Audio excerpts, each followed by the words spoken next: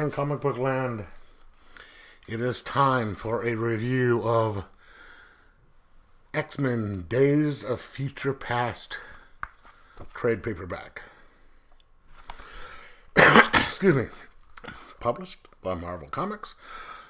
Written by Chris Claremont and John Byrne. Now this is the series in which they did the movie. They kind of did it badly, but this is the one where they made the movie from.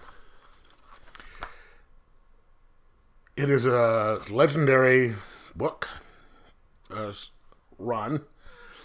This book collects Uncanny X-Men 138 through 143. Now, Days of Future Past only,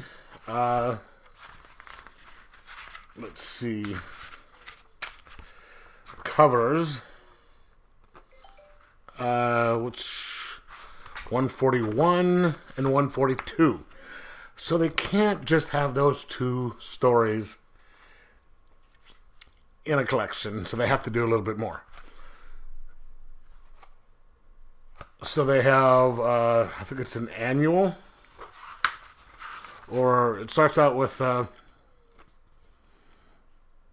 138, the one where Scott Summers decides to leave the X-Men, and it goes from there, and then I think it has one where Doctor Strange, yes, the annual number 4 with Doctor Strange, and they go to Dante's Inferno, and a couple of other things like Wolverine goes up to Canada and helps Alpha Flight fight Wendigo, and then it gets into this. Now, the story of Days of Future Past, for those of you who aren't familiar with it, it is set in 2013. This was written in 1980, so, you know. It is a kind of a dystopia. All of North America, Canada and America, has been taken over by the Sentinels.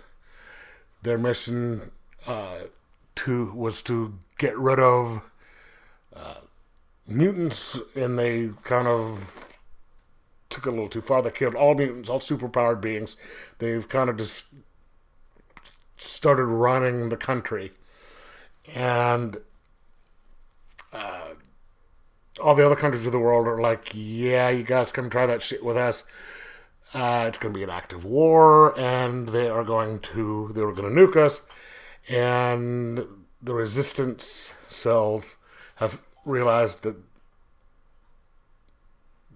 the Sentinels were going to attack, and so they wanted to stop it, to keep from the world from ending. So they send an older Catherine Pryde back through history, just mentally, and they switch bodies. The older one, mental part, takes over Kitty's body, and Kitty goes into Catherine's, and she has to try and convince the X-Men to save a senator, which is what caused the whole thing. It's a really good story. This is back during the Claremont run, which has been universally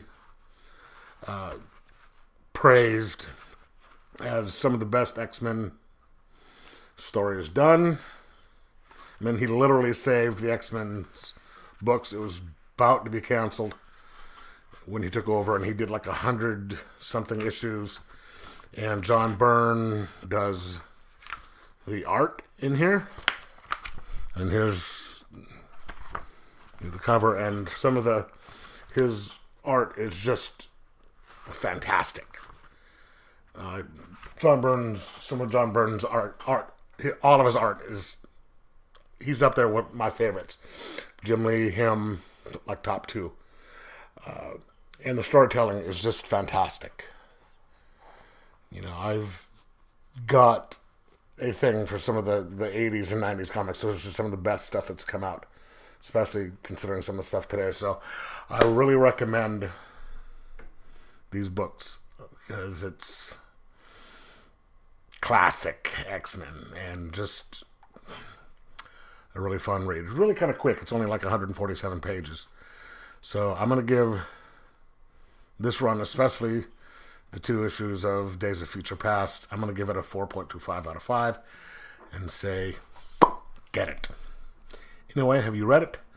Let me know in the comments below whether you liked it or not. And like, subscribe, and most of all, enjoy your comics.